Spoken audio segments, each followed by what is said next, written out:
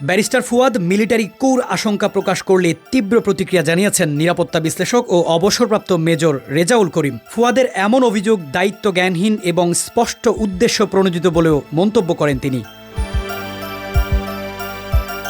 সম্প্রতি সেনাপ্রধানের এক বক্তব্যকে ঘিরে রাজনৈতিক অঙ্গনে বিতর্কের সৃষ্টি হয়েছে। ব্যারিস্টার ফুয়াদ বক্তব্যটিকে মিলিটারি কুর সাথে তুলনা করে বলেন, সেনাপ্রধানের কোনো উদ্বেগ থাকলে প্রধান উপদেষ্টার সাথেই তা শেয়ার করতে পারত, জনসম্মুখে এভাবে বক্তব্য দেওয়ার প্রয়োজন ছিল না।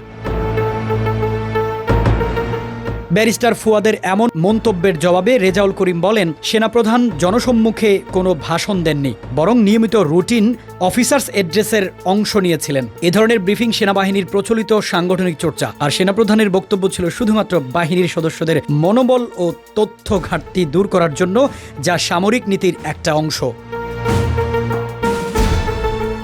স্ট্যাটাসে মেজর রেজাউল অভিযোগ করেন, ব্যারিস্টার ফুয়াদ সেনাপ্রধানের বক্তব্যকে যদি সত্য হয়ে বলে বারবার সন্দেহাত্মকভাবে উপস্থাপন করেছেন। ভিত্তিহীন অনুমানের উপর দাঁড়িয়ে রাজনৈতিক উদ্দেশ্য প্রণোদিত হয়ে তিনি সেনাবাহিনীকে বিতর্কিত করার চেষ্টা করেছেন, যা তার দায়িত্ব জ্ঞানহীনতার পরিচয় দেয়। নিরাপত্তা বিশ্লেষক রেজাউল করিম ব্যারিস্টার ফুয়াদের সামরিক বিষয়ে যোগ্যতা নিয়েও প্রশ্ন তোলেন।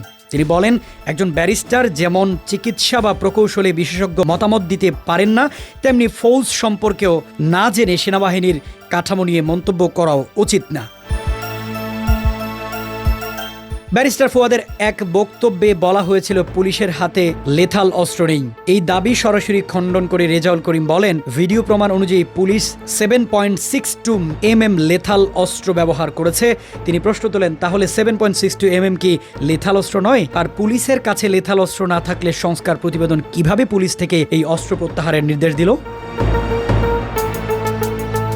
শেষে ব্যারিস্টার ফুয়াদকে সতর্ক করে দিয়ে এই নিরাপত্তা বিশ্লেষক বলেন, আপনি রাজনীতিবিদ, ব্যারিস্টার বা মিডিয়া পার্সন হতে পারেন, কিন্তু যা আপনার বোঝার পরিধির বাইরে তা নিয়ে দায়িত্বহীন, অপূর্ণাঙ্গ ও উদ্দেশ্য প্রণোদিত বক্তব্য থেকে বিরত থাকাই শ্রেয়। না হলে আপনাকে যে কোনো সময় সাংগঠনিক ব্যবস্থার আওতায় আসতে হবে। এদিকে সরকারের সঙ্গে সেনাবাহিনীর কোনো ধরনের বিরোধ বা মুখোমুখি অবস্থান নেই। সামাজিক মাধ্যমে যেসব তথ্য প্রচারিত হচ্ছে তা সত্য নয়। 26 মে ঢাকা সেনানিবাসে আয়োজিত এক ব্রিফিংয়ে এমন মন্তব্য করেছেন সেনা সদরের ঊর্ধ্বতন কর্মকর্তারা। এছাড়া রাষ্ট্রের স্বার্থ ও সার্বভৌমত্ব রক্ষায় সরকার ও সেনাবাহিনী একসঙ্গে কাজ করবে বলেও জানান তারা।